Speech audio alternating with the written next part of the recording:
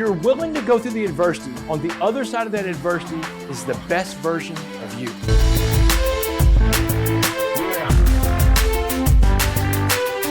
Welcome, everyone, to the Driving Vision podcast brought to you by the Zeigler Auto Group. I'm your host, Sam Dark, and here with me, Auto Group Director of Talent Development, Mike Van Ryn. Welcome, Mike. Hey, thanks, Sam. Be sure to subscribe to the podcast, like it if you do, and leave a comment.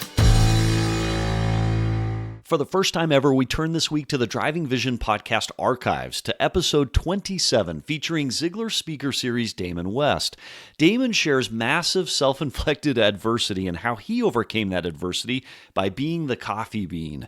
We at Team Zeigler learned how to become the change the world needs, and we seek to do that every day as our automotive family seeks to deliver the ultimate automotive experience for each other and to each and every customer. We hope you enjoy this first ever re-feature of classic content on the Driving Vision podcast.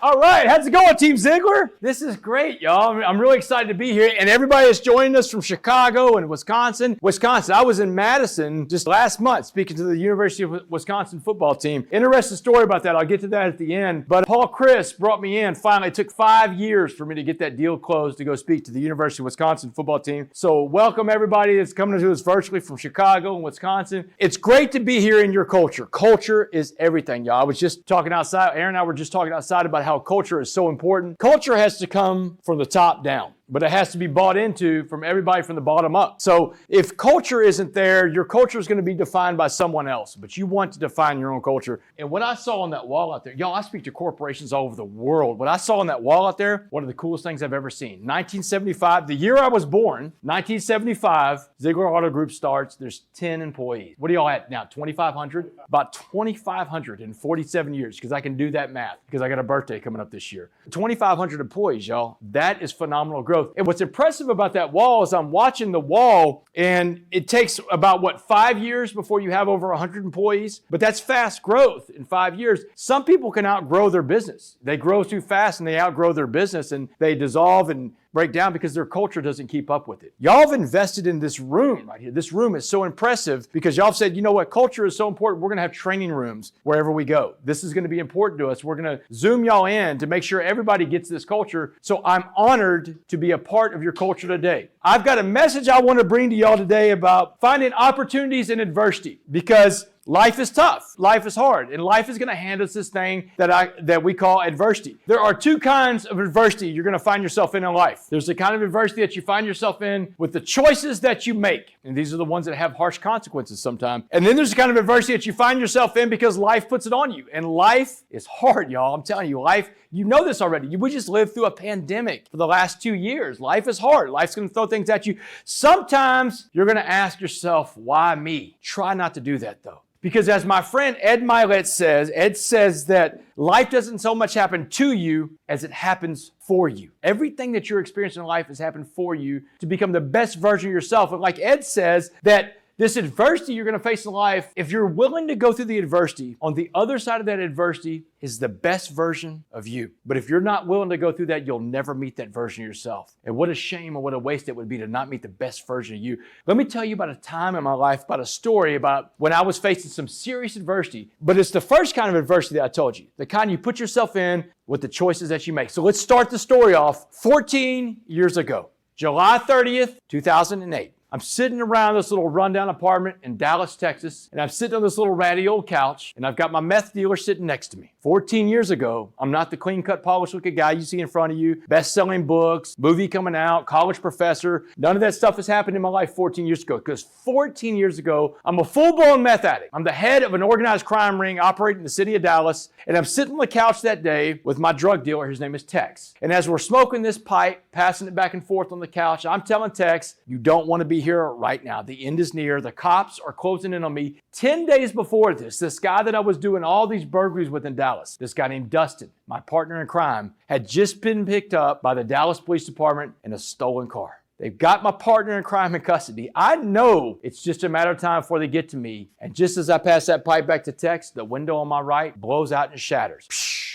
And tumbling across my living room floor is this little canister. It's going end over end, and it's smoking on one side. Y'all, I've seen this movie before. I know what that canister is about to do, right? And I tried to get out of the living room as fast as I could, right? Too late. Boom! The flashbang grenade goes off over my face, man. Bright white light, loud noise, blows me back on the couch. And when I came to, when I can see and hear again, there's a cop standing over me, full SWAT riot gear. His boot is on my chest, the barrel of an assault rifle is digging in my eye socket, his fingers right over that trigger, and he is screaming at the top of his lungs, "Don't move, don't move!" Man, I looked at this cop, and I screamed back at him, "Don't worry, don't worry."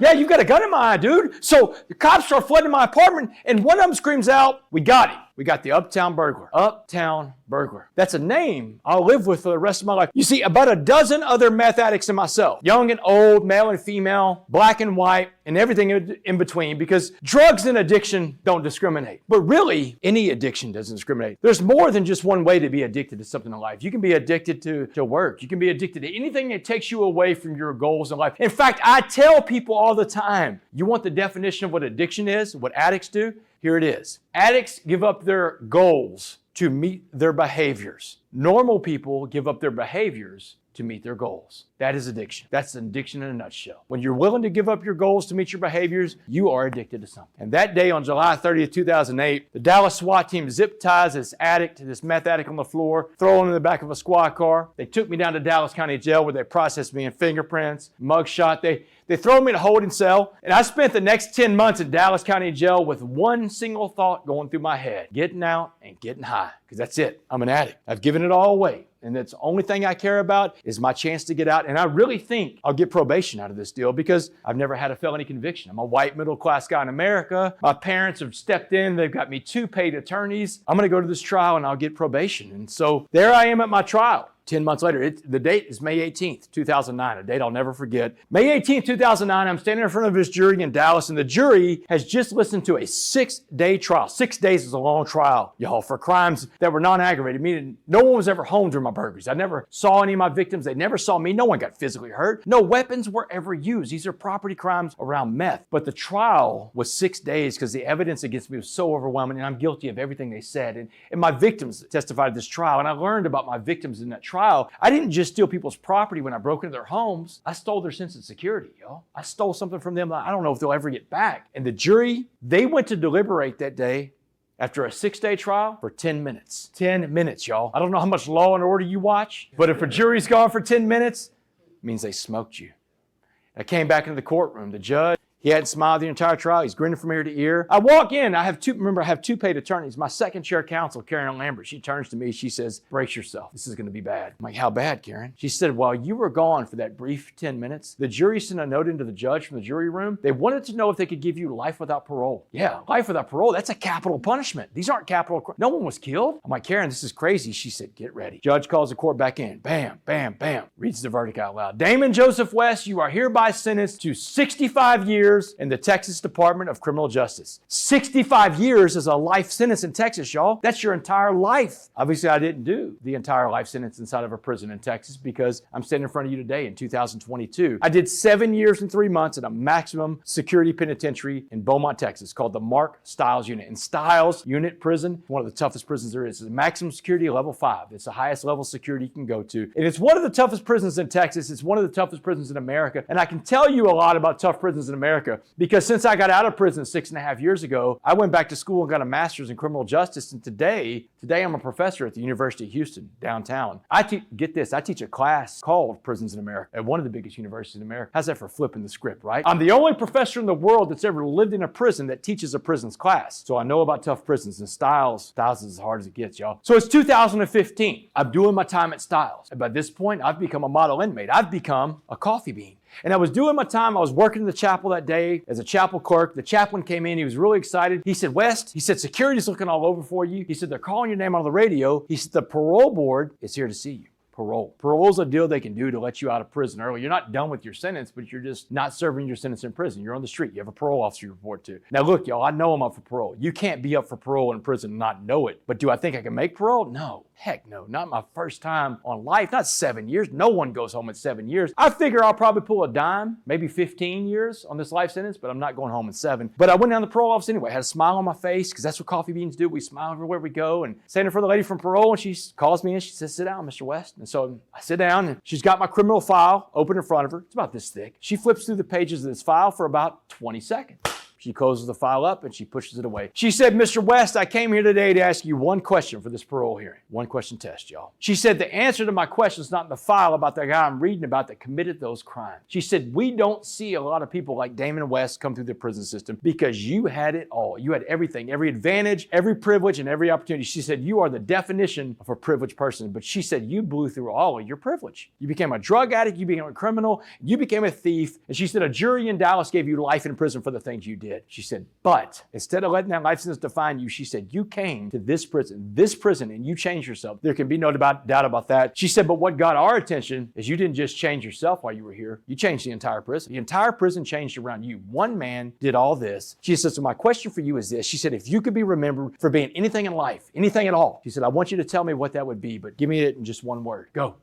Boy, I breathed out and relaxed. That's an easy question for a coffee bean to answer. And I fired her answer back at her real quick, and I was like, ma'am, useful. I just want to be useful. Isn't that what we all want to be, right? We just want to be. I said, I just want to be useful, ma'am. And I can be useful in this prison, or I could be useful in that free world finding more coffee beans. And on November 16th, 2015, I walked out of a Texas prison. I'm not necessarily free. I'm not a free man because I'm on parole. I got a little time left on parole. I'm on parole in the state of Texas until the year 2073. Yeah, I got a little time left on my supervised release. I do. I mean, but I'm optimistic. I'll be 98 when I get off. Seriously, if I make it that far, and Mike knows, I mean, to come here, he had to send an email to my parole officer, basically saying where I was going. I had to get permission to leave the state of Texas. But I'm not worried about parole, y'all. Parole, I'm a coffee bean. I'm not worried about parole. Man, the only way I go back to prisons when I go to prisons voluntarily, share this story with the men and women there to bring them hope on their journey, and I walk back out the front gate of all my prisons today. So before I tell you this story about this coffee bean thing, let me tell you my story. Let me give you a little backstory for the guy in front of you today. I grew up in this little town called Port Arthur, Texas. Port Arthur's down in southeast Texas, down where Louisiana, Texas meet the Gulf Coast. It's a little blue-collar town, a little refinery town. It's predominantly black town. I grew up being one of the only white kids at slumber parties, birthday parties, sports, you name it. It was a giant melting pot of a city that I was so fortunate enough to grow up in. Came from great parents. My mom and my dad just celebrated 54 years of being married last month, y'all. I didn't come from a broken home. God was at the center of everything in our home. And my mom was a sports writer. My mom was a nurse. My dad was a sports writer. Let me tell you what my dad did. 1971, my dad was the first sports writer in that part of Texas to put a black athlete on the front page of a sports page. 1971 is the first time this ever happened down in that part of Texas. And when my dad put a black guy on the cover of the sports page, people down there lost their minds, man. They broke his windows out. They slid his tires. They sent him a bunch of hate mail. Now, growing up, when I was old enough to read and comprehend, my dad went up in the attic one day and he came down with this big box, all these envelopes in it. It was all the hate mail. He set me down on the couch and I started reading. He made me read every one of those letters of hate mail, every nasty, negative word that people said about my father and my mother because my dad put a black guy on the cover of the sports page. But you know what my dad told me back then? Lesson I would never forget. He said, Damon, he said, I want you to see what it looks like to take a stand and do the right thing. Because he said, sometimes taking a stand and doing the right thing means you're going to stand alone. But he said, it's always okay to stand alone as long as you stand on the right side of history. What a great lesson I was going to need 25 years later when I went to prison. So I had a great family, y'all, but I got into substance abuse at a young age. When I was 10, I started getting my dad's beer in the fridge. I liked the effects of the chemicals on my body, and I took it to smoking pot when I was 12. I had a lot of character issues. I skipped school, but y'all, I could throw a football. And this is Texas. We have this thing called Texas high school football. It's like a religion in my home state, y'all. And when the stuff you see on TV is real, people worship on Friday nights at those stadiums, and I was the man. I was a 3-year starting quarterback for a 5A school, the biggest division there is. Scholarship to play Division I college football at the University of North Texas. And by the time I was 20 years old, I was a starting quarterback for a Division I team in America. Man, I thought I had arrived. My head was this big, y'all. But life has a way of giving you these days that I call fork in the road days. Fork in the roads look like this. Life is going to knock you down some days so hard that when you get back up and you dust yourself off, the world's going to look different for you because you got hit so hard. But you're going to make a choice on those days, and it's going to be pivotal. You're going to make the right choice and go the right way, or the wrong choice and go the wrong direction. September 21st, 1996 was one of my fork in the roads. I'm going to tell you about. Fork in the road that day, we're playing against Texas A&M. Beautiful Saturday in College Station, Texas. I'm 20 years old, driving my team down the field in the first series. Third play of this game, I go down. Career and an injury. Never played college football again. And when I got up to this fork in the road in life, football was gone, and my identity was gone with it. Because I made the mistake so many people make that I see in life. I wrap my identity up into something external. You can't do that. Your identity doesn't come from something external. It comes from within. And if your identity doesn't come from within, that means it can be taken away from you, and then you are lost And so when I get up to this fork in the road in life and my identity's gone, I'm making a lot of wrong choices. I get into hardcore drugs, cocaine, ecstasy pills, but I'm a functional addict. I graduated college in 1999, moved off to Washington, D.C. I got a job working in the United States Congress. After that, I worked for a guy running for president of the United States. 2004, I moved back to Dallas to train to be a stockbroker for one of the biggest Wall Street banks in the world, UBS, United Bank of Switzerland. And it was at that job as a stockbroker in Dallas when I came up to another big fork in the road in life. So it's 2004. I pass out of sleep at work. This other broker comes up. He sees me sleeping. He wakes me up. He's visibly shaking. He's like, Damon, wake up, man. He said, you cannot sleep on this job. He said, the stock markets are open. You're messing with people's money. He said, they're going to fire you if they catch you sleeping here. He said,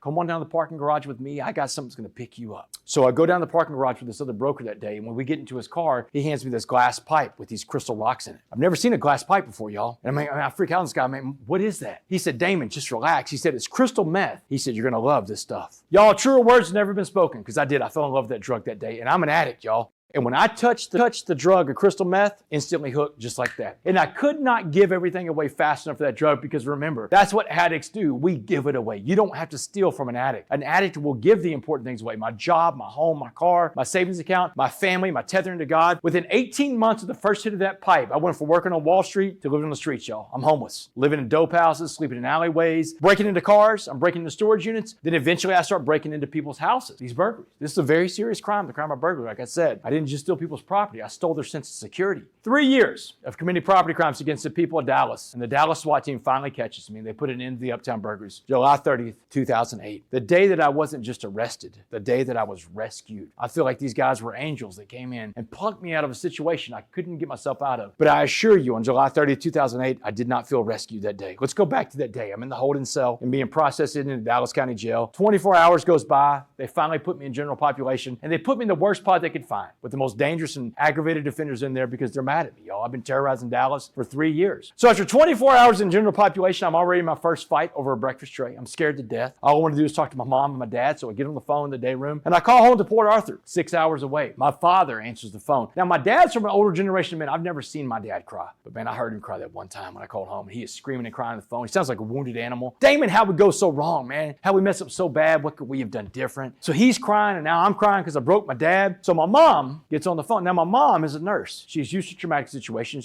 She can compartmentalize pain really well. And so she said, baby, listen, your father can't talk right now. I've never seen him like this before in my life, but we need to talk. We got to have a serious conversation. She said, there's some things you need to know. She said, you need to first understand that we love you unconditionally. Unconditionally. She said, there's nothing you could do, Damon, to make us not love you. She said, that was a deal we made with God when he loaned you to us. She said, do you understand what I'm saying? I was like, yeah, Mom, I got it. You love me unconditionally. And she said, that's good, baby, because we just gave you back to God. She said, there's nothing we can do for you more, Damon. She said, you are now a captive audience to God, and you better start listening. She told me what my bond was. My bond was $1.4 million at this point. $1.4 million. I didn't know anybody else in Dallas County. Murderers didn't get $1.4 million, but they were sending a direct message to me, we're taking you to trial, Damon West. And they did. 10 months later, I go to my trial. 10 minutes, the jury comes back with their sentence, life. And as soon as the judge hits the gavels down, the court's over, the sheriff and the bailiff are on me, they're handcuffing me, they're dragging me out of the courtroom. I lock eyes with my mom on the way out of the courtroom. I'm like, Mom, I'm sorry.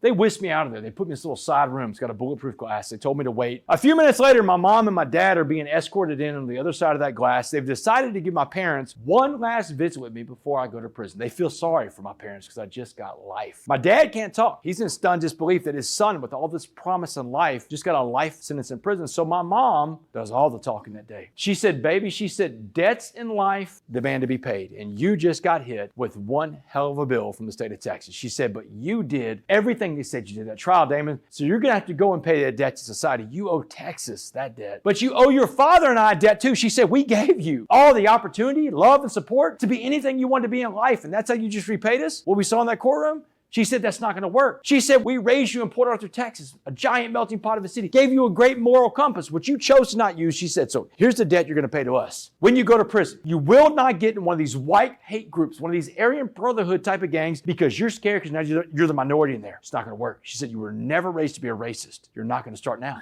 She said, you will not get any tattoos while you're inside that prison. Y'all, if I didn't have this jacket on, I'd show you. I was in the joint for almost 10 years. No tattoo, maximum security level 5. These guys want to tattoo every inch of your body in the joint. I got no tattoos. And the guys in prison, man, they'd hit me up all the time. Wes, let me put a tattoo on you, man. I tell them the same thing. Dude, I can't do it, dude. My mom said no. Real talk.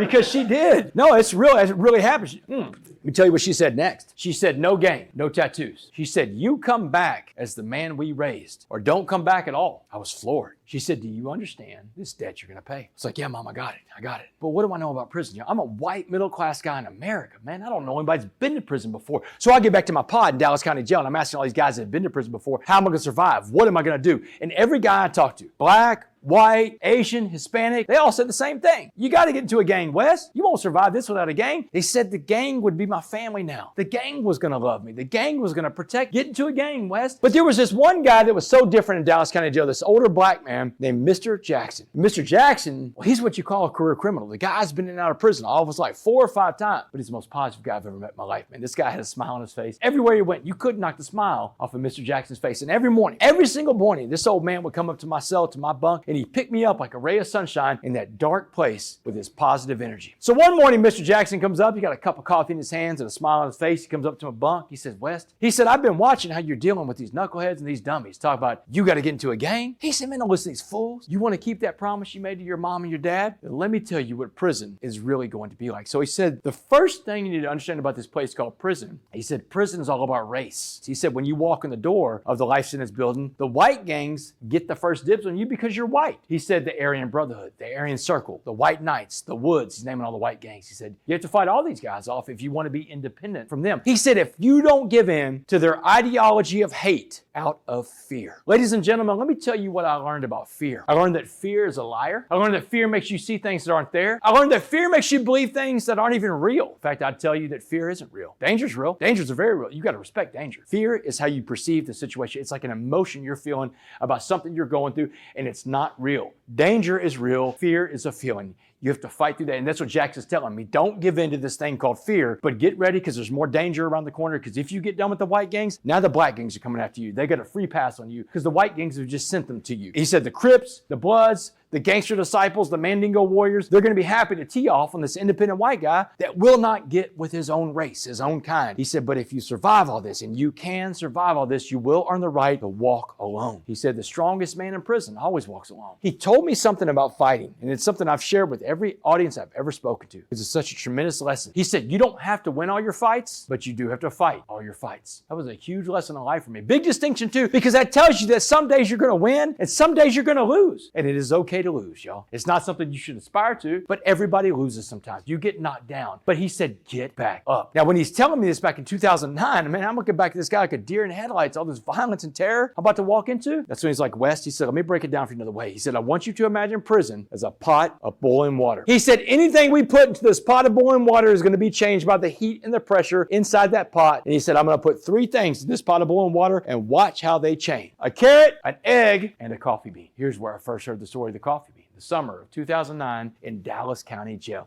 So he said, first things first, West. If I put a carrot in that pot of boiling water we call prison, he said, what happens to the carrot? And I'm like, Mr. Jackson, a carrot's going to turn soft to boiling water. He said, that's right, West. He said, the carrot went into the water hard, but the water of the prison turned that hard carrot soft, mushy, and weak. He said the carrot got beat, he got robbed, he may have got killed. You don't want to be the carrot inside this prison. He said, what about the egg, West? What happened to the egg in the pot of boiling water we call prison? And I'm like, Mr. Jackson, the egg is going to turn hard, man, like a hard-boiled egg. He said, that's right, West. He said the egg has a shell that's going to protect it physically. But on the inside of that shell, that soft liquid core, the egg's heart becomes hardened. He said, if your heart becomes hardened, now you're incapable of giving or receiving love. He said, if you're incapable of giving or receiving love in that place, you become institutionalized and you will not come back as someone your parents recognize because your eggshell will have swastikas tattooed all over it. Then he asked me, he said, what about the coffee bean, West? What happened to the coffee bean in the pot of boiling water we call prison? And I didn't have an answer for Mr. Jackson that day because I didn't know what happened to a coffee bean in a pot of boiling water. And that's when Mr. Jackson, a man that looked nothing like me, didn't come from the same America I came from,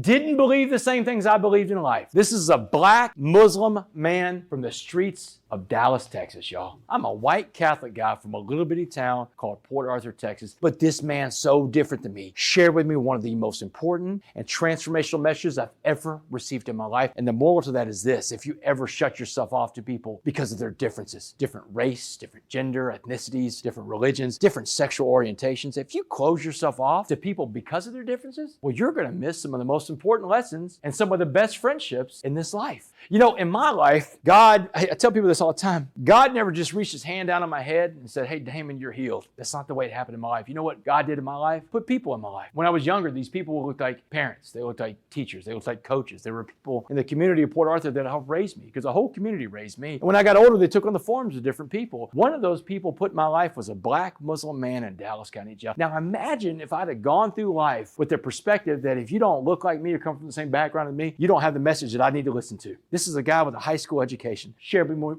me one of the most important transformational messages I've ever received. And if I don't receive that message, I'm not here today. Because Mr. Jackson told me that day, he said, if I put a coffee bean in that same pot of boiling water we call prison, he said, now you got to change the name of that water to coffee. Because he said the coffee bean, Wes, the smallest of the three things, he said, small like you, had the power to change the entire atmosphere inside that pot. Because the power is inside the coffee bean, he said, just like the power is inside of you. And he said, everything else is changed by the water in life. Carrots are changed by the water. Eggs are changed by the water. He said, not coffee bean. Coffee beans change the water. He said, everybody in life, we all put out energy, negative or positive energy. And whatever kind of energy we put out, we attract back. This is the law of attraction, y'all, and it works. He's telling me, he said, man, you want to walk around prison all the time with a mean look on your face? You want to look hard for those other guys? He said, what you'll do is your negative energy is going to attract the most violent and dangerous men to your world because your negative energy is going to attract the most negative energy in there. He said, where you're going to the life sentence building, that's a dangerous, even deadly endeavor to attract these men to you. He said, but conversely, if you walk around that prison with a smile on your face and you let those guys know they're not getting you, no matter what they do, they can't break you, Damon West. He said, you're going to change prison from the inside out. And he said, the best part about it is the other coffee beans in prison, the other positive inmates, they'll find you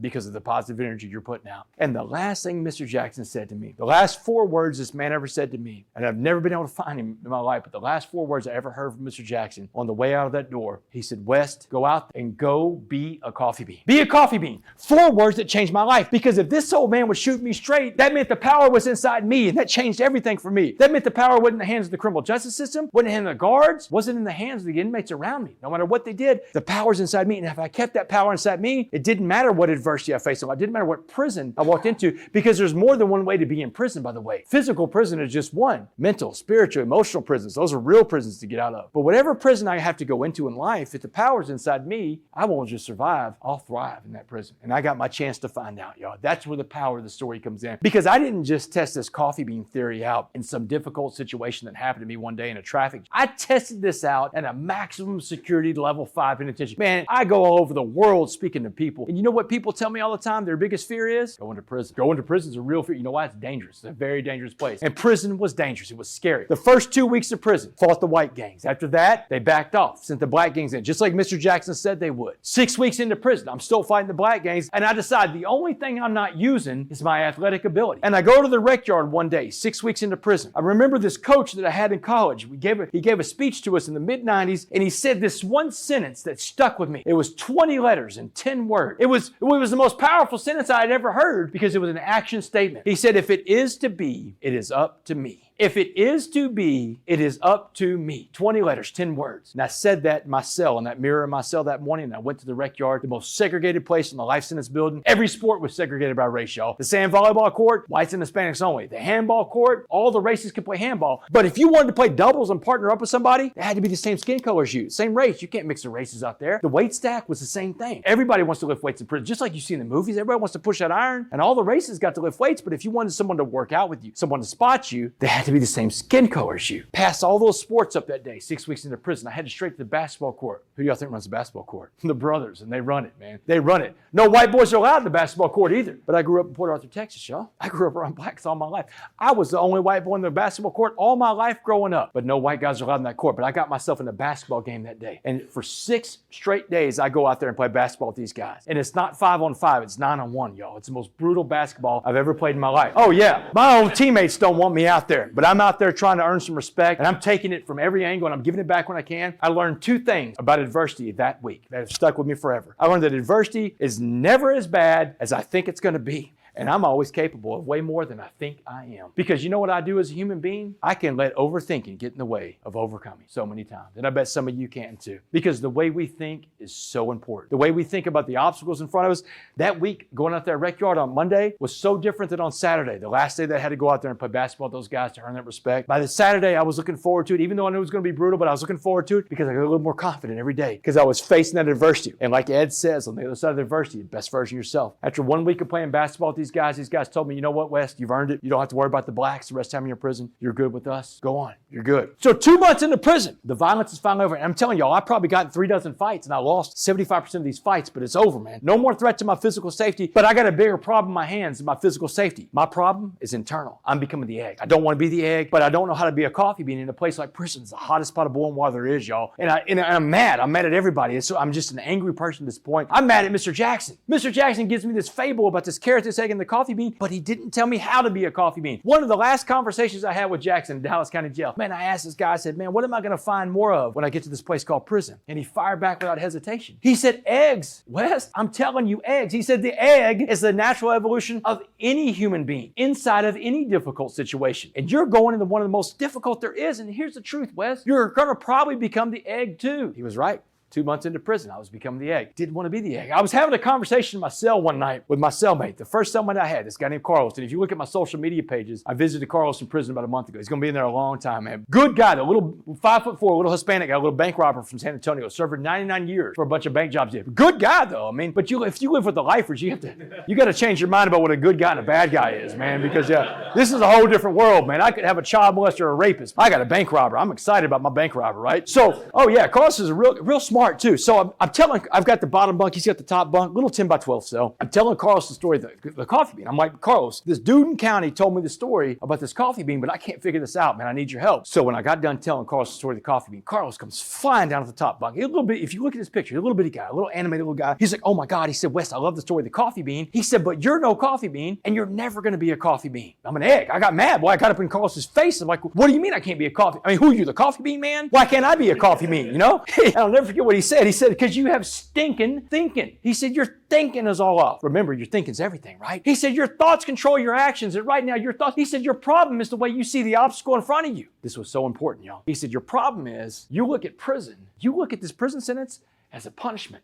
This is your punishment. This is your opportunity. And I look at him like, what do you mean opportunity? I mean, think about where I'm sitting, y'all. I'm in a maximum security level 5 penitentiary. For the last 2 months, I just fought for my life. I don't know if I'm going to survive this. I don't know if I'm ever going home. This little bank robber is telling me this is the greatest thing to happen to you. I'm like, what are you talking about, Carlos? He said, this is your opportunity, Wes, to work on yourself 24 hours a day, 7 days a week, to become the best version of yourself possible. And it lights out that night when the guard got done walking by counting our cell. He peeked his head down from the top bunk. He said, psst, West, what are you prepared to do tomorrow with your opportunity? This dude refused to call prison a punishment, and I get to live in the cell with it. I get to live in the cell with this guy. So the next morning I woke up, and my life changed because I did that one thing that is so pivotal in anybody's life that wants to change the situation they're in. I took one small step of action into a new life. And that's what's required of everybody. You want to change the world. You want to change your world around you, the hopes, the goals, the dreams you have for yourself, for your family, for your career. You have to take action. And no one else can do it for you. That's the thing. No one's coming to wake you up. No one's coming to do it for you. You have to be willing to put in the work. And we live in this crazy world right now of instant gratification. We want everything now. And I'm the same way. Social media says now. No.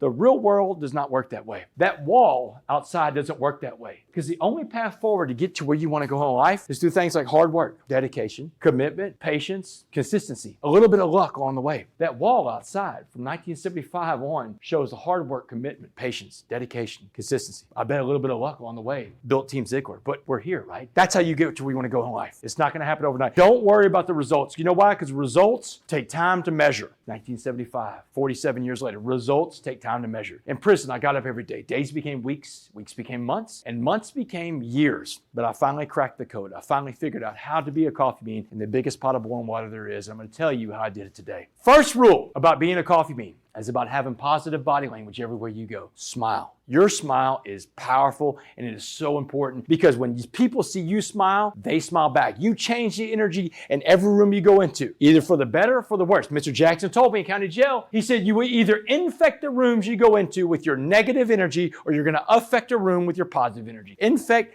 versus effect. Are you the disease or are you the cure? And the choice is yours every day. And it starts with your smile. Your smile's powerful, y'all. When that lady from parole, she said, you changed this entire maximum security prison around you. Yes, ma'am, I did it with a smile. I came in smiling and I walked out smiling that place. And everywhere I went, the energy changed in every pot I lived in. You know, your smile is not just important for other people. Your smile releases chemicals in your brains. These endorphins, these serotonins, these things that make you feel good, those are released when your smile can trigger all this stuff. Y'all, and this stuff, you don't have to be laughing in a conversation. You can do this by yourself. I used to sit in my cell and just smile and make myself smile. And then I walk out of my cell and now I'm beaming. That's how I did it. I wasn't just a naturally happy person in prison. I had to do that, but I flooded my body with these serotonin. I did it the other day. I was on a flight from Miami to Houston, 2.5-hour flight. We take off, wheels go up, the little baby behind me, little toddler behind me, wow, starts crying. I'm like, okay, kid's ears are popping. That's normal. No, it wasn't normal. The kid cried the entire flight. 2.5 hours. I mean, this kid won't, his 4 years, he had to be hurting, right? But I'm on a plane. I can't change seats. I don't have a parachute. I can't go anywhere. I don't even have my AirPods. So I just sit in my seat. I start smiling. The stewardess walked by. She said, sir, are you okay? I'm like,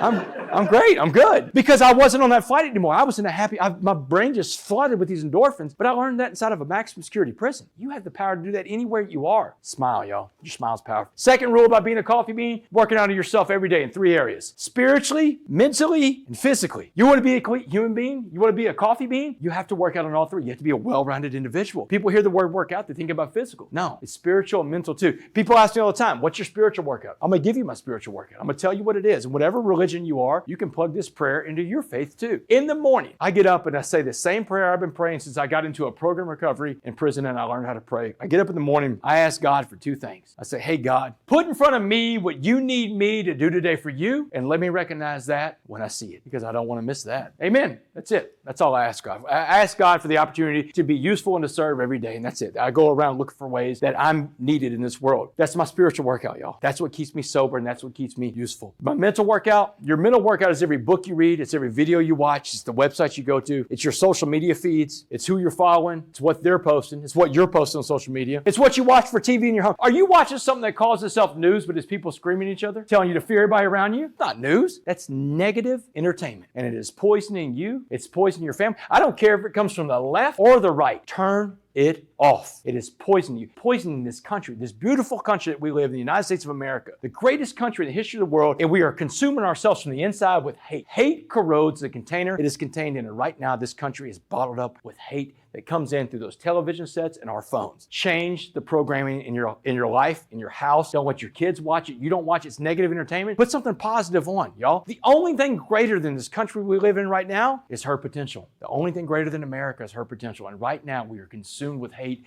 that comes to us in the form of television and social media. Change that stuff. Change the channel, y'all. You are what you eat. It's not just about food. It's everything you put in this big brain of yours up here. And you will look like and act like on the outside what you feed this big thing on the inside. Get the right stuff. Physical, take care of yourself. You got one body in this life. Eat the right foods. Get enough rest. Get a little exercise in every day. Your body carries your soul. That's why it's so important. You have nothing else to carry your soul around this earth. Take care of that body. Third rule about being a coffee bean. The secret to life. The secret to life, I learned in a maximum security prison. The secret to life is servant leadership. Servant leadership is helping other people reach their goals in life, helping to raise other people up to a different station of life. Because when we're helping other people, that's when we're at our best. And that's what we're all called to do. That's what everybody in this room is called to serve others. You are supposed to look for ways to serve other people every day. And everybody in this room, you have this power inside you. Power you can't even imagine. Good story about that from one of my favorite people, Mr. Rogers. Anybody else watch Mr. Rogers growing up? Come on. And Mike, I know you're the same age as me almost. I know you watch Mr. Rogers. Mr. Rogers, before he was Mr. Rogers, this children's television show guy, he was a Presbyterian minister in Pittsburgh, Pennsylvania. He's told a story about what happened one day. He said, went to a church service one Sunday. They had a substitute preacher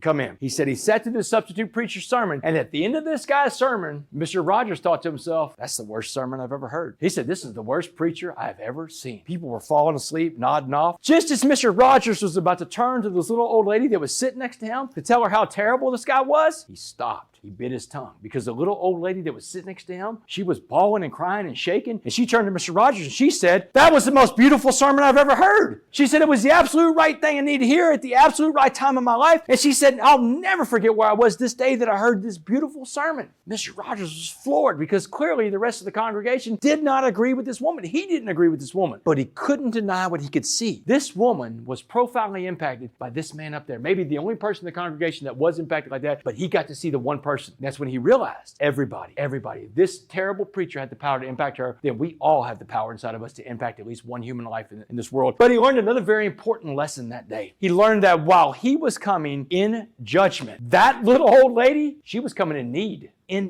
Right now, at this time in American history, so many of our brothers and sisters are coming in need of something. What are you going to do today to meet the needs of another human being? The three hardest words for a person to say to another person: I need help. I need help. But don't we all need help? Everybody struggles in life. Everybody you come in contact with is struggling with something that you have no idea about, can't even imagine. That's why it's so important for you to be kind and smile and serve everyone around you. That's the secret to life. Fourth rule about being a coffee bean is understanding the things you have control over and the things you have zero control over. And the list is easy. There are only 4 things you have control over in life. It took me going to prison, being stripped of everything, especially my ego and my pride, to learn that I control 4 things. Same 4 things you control. You control what you think, what you say, what you feel, and what you do. Your actions. What you think, what you say, what you feel, and what you do. And if it's not one of those 4 things, you don't have any control over it. What I'm telling you is the world that goes on around you, you don't control this world around you. You control the world within you. Between your ears, that's the world that you control. And when we spend our time, time is the most precious resource you have. And once this stuff is gone, it is gone for good. Take it from a guy that did almost 10 years of time and spent so many years on drugs and alcohol, and your time is precious, y'all. All the money in the world won't buy one more second of time. When we spend our time, we waste our time trying to change things we have no control over. That stuff we're never going to get back. Don't waste your time on things you don't have control over. And here's another warning. Don't allow a person, a group, a political party to get inside your head and control one of those 4 things. Because once you've done that, you've become a prisoner in your own mind. And you could take this from the guy that did almost 10 years in a maximum security level 5, or the guy that teaches about prisons now. The hardest place to do time is the prison in your mind. I meet more people out here in the free world that are locked up by their thoughts and by their things than by steel bars, barbed wire, and concrete. More people are imprisoned by their thoughts and things than all the people locked up in prisons all over the world. Take that to the bank. And the last rule about being a coffee bean is that your past does not define you. I don't care what you've done in your past, where you've been, what side of the tracks you grew up on. What has happened in your past is in your past. It's an event. It has happened. It's not you. Your past is your lesson. You learn from it,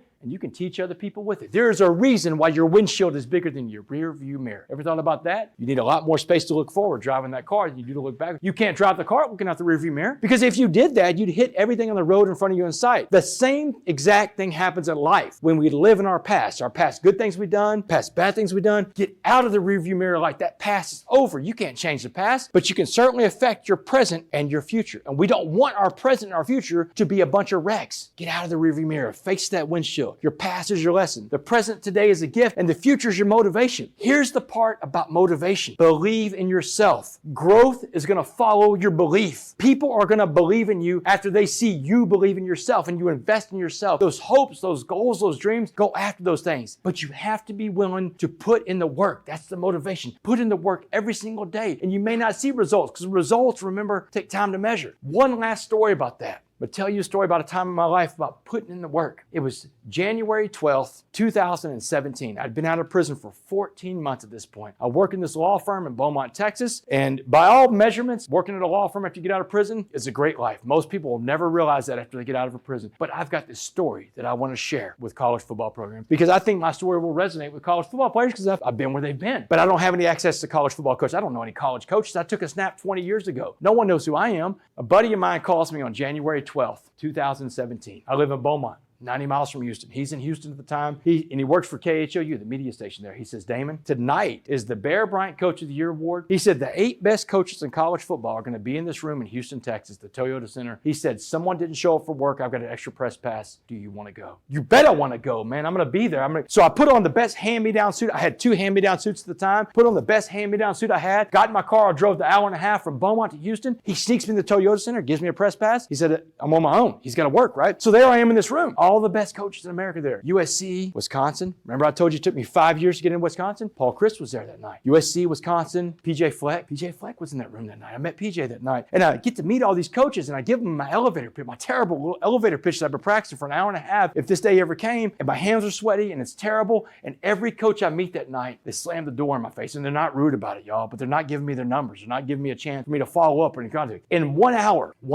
I've been told no 7 time. That's a no every 8 minutes. I've been told no 7 times with the 8 coaches there. I'm in the corner of the Toyota Center. I'm licking my wounds. I'm feeling sorry for myself. And you know what the voice in my head says? Go home. It's over. You failed. That last coach is going to tell you no, like the rest of the coaches have told you no. Go home now. You got an hour and a half drive. And the last coach is the hardest guy to get to in the room. His team had just beat Alabama 2 nights before for the national championship. Everybody wants a piece of this man's time. But you know what I quit doing a long time ago? Listening to myself. I don't listen to myself. Don't listen to yourself, because you can hear all kinds of crazy things in your head that aren't even true. I quit listening to myself a long time ago, and I talk to myself. And I'm over there in the corner of the Toyota Center pumping myself up, and I'm talking to myself. No, man, you're not going anywhere. You survived prison. You survived way worse than this. That guy's telling you no to your face, and then you go home. So I stalked Dabo Swinney around that room that night. And I'm telling you, I looked like a crazy person. I'm hiding behind fake plans. Every conversation he has, he sees me. I know he sees, like, who's this crazy person? Does he want an autograph? What? So I'm following this guy around all night, and I finally get Dabo alone. I'm not getting Dabo. I got Dabo up against the wall. He's trying to get away, and I'm going like this. That's what this conversation looks like. So for a minute, I've got Dabo there, and I'm giving the best stuff I have. And after that 1 minute, I take a breath. He's like, dude, you got a card on you or something? So I gave him my card. He snatches it. He can't get away from me fast enough. Body language terrible. That is a no. But I felt okay about that last no that night. You know why? I left it all on the field. And that's what we tell people in life. When we're kids, we forget these lessons we learn. In places like the locker room. We're in a locker room right now. We learn these lessons that you give it your best effort. And sometimes you're going to come up short. But as long as you went down trying, you did everything you could, that's okay. You don't have to win all your fights, but you have to fight all your fights. That's what Mr. Jackson said. If you're in sales, you knock on every door. You make every call. And after you do all that, then you can go home. So I did. I went home that night and slept like a baby. I forgot all about that night, honestly, y'all, until 4 months later. When I'm at my desk at work at the law firm, I get an email. And the email is from a guy named Mike Dooley, who's the director of football operations at University of Clemson. He says, Damon, Coach Swinney met you at an award show in Houston. He would love to have you come talk to the team. Do you have August 1st open? Dude, I've got every first open. I got nothing going on in my life this time, man. I was ready to roll right then in April, but I had to wait till August. So August 1st, 2017, I go speak to the Clemson Tigers, the defending national champions of college football. And when I got done with my presentation that night, Dabo's got me up against the wall on the team. If you've ever seen Dabo, Dabo's a really high energy guy too. Dabo's in my face now. He's like, oh my God. He said, Damon, I've never seen my players respond like that to a speaker. I've never heard a story like that before. He said, man, have you been to Alabama yet? I'm like, no, Dabo, I've been to Clemson, dude. I hadn't been anywhere, dude. What does he not know about this, right? I'm like, no, I've been to Clemson. Dabo hadn't been anywhere. He said, man, I just texted Nick Saban from the back of the room, told him I was watching. And when I landed in Houston the next morning for my trip to Clemson and I turned my phone on, I had a voicemail and a text message from the director of football operations at University of Alabama. He said, we'll see you in Tuscaloosa in 3 weeks. August 21st, 7:30 p.m., you are on. Just like that, Dabo Swinney has kicked in the door to college football. And every coach starts calling him. Kirby Smart, Lincoln Riley, Michigan State. It wasn't Mel Tucker at the time. It was D'Antonio, Mark D'Antonio. All these coaches are calling my phone, and they're all telling me the same thing, man. When can you come talk to my team? Come talk to my team. So there I am. All these doors of college. I'm in college football now. Sharing my story. Real magic happened 1 year after my presentation. It was August 18. I was at my desk at work firm. I don't work at the law firm, y'all. So I was at my desk at the law firm, and my phone rings. On the other end of my phone is this guy named John Gordon. John Gordon, the energy bus guy, the guy I follow on Twitter every day for inspiration, the guy that sold 5 million. That's a huge motivational guy that I go to for my inspiration every day is on my phone. And I'm like, man, John, dude, this is incredible. I know who you are. How do you know who I am?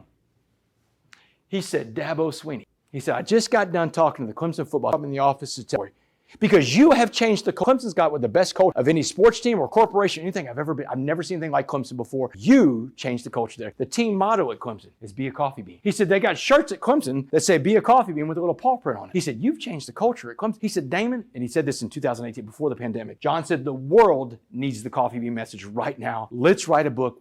We'll call it the coffee bean. Will you write a book with me? Think about this opportunity sitting in front of me to write a book with John Gordon, a huge best-selling author. You know what my response was? You go write the book yourself, John. You don't need me, man. You're John Gordon. You can do the book yourself. Whew. Thankfully, John is a great stand-up guy because he said, no, Damon. He said, God has already given me the download of what this book cover looks like, and your name is on that cover. Let's write this book. So we do. We write the book called The Coffee Bean. Comes out in July 2019. Best-selling book right out of the gate. It's a best-selling book all over the world. The book is published now in every language in the world. Chinese, Spanish, Arabic, French, Italian, German, Korean. It's in every language in the world, but it all goes back to one night in Houston, Texas, January 12th, 2017, in the corner of the the Toyota Center after I've been told no 7 times that night, and I stick around to get that last no. Imagine if I'd have walked out of the door after 7 no's without talking to Dabo Sweeney, who I was sure was going to be a no, but it ended up being the biggest yes in the world. You wouldn't know who I am. You wouldn't have the coffee bean message. My life would forever be changed, but I was willing to put in the work. And that's what you have to do in your life too. You have to put in the work. Don't be afraid to ask questions in life. Any question. The only question you know the answer to is the one you don't ask. That's a no every single time. Ask your questions in life. Put in the work. So I'm going to wrap this up with what I call a call to action. It's this, y'all. Life is a pot of boiling water. You already know it. You got 3 choices. You can be like the carrot that turns soft and sad and weak. And guess what? You're going to be the carrot sometime. That's right. Everybody's going to be the carrot. You're going to be sad sometimes. That natural human emotion to be a carrot. It's okay to be the carrot, but don't get stuck there. Then there's going to be those days that beat you down and make you hard and mad and mean and angry and irritable. Those are the egg days. And if you're anything like me, you have a lot more egg days than carrot days. I'm an egg all the time. It's okay. You're going to be the egg sometimes, but you can't get stuck there because you have a third choice. We all have this third choice, y'all, to be like that coffee bean. You know what a coffee bean does on a carrot day or egg day? Stops the day and starts it over. You can start your day over anytime you didn't. You don't have to start your day when you wake up in the morning. Start your day over at 9 o'clock in the morning, 10 o'clock in the morning, 9 o'clock at night, whatever. Having a bad day? Take a step back, take a deep breath. And tell life, you know what, life? I'm not going to live like that. I'm not going to be the carrot, and I'm not going to be the egg, and then you run and jump in that pot of boiling water called life. You tell life, you know what? Turn it up. I'm a coffee bean. I got this. And the longer the coffee bean sits in the pot of boiling water called life, the stronger that pot of coffee is going to be. So my call to action to each and every one of y'all is the same call to action Mr. Jackson gave me 13 years ago when the prison bus picked me up to serve a life sentence in a Texas maximum security prison. My call to action to you is you go out there and you, Team Zeigler, you go be a coffee bean. Go be a coffee bean, y'all. Thank you very much. Thank you. Thank you, Mike. Thank you. A huge thanks to Damon West for his Be a Coffee Bean message. And until next week, how are you driving vision today?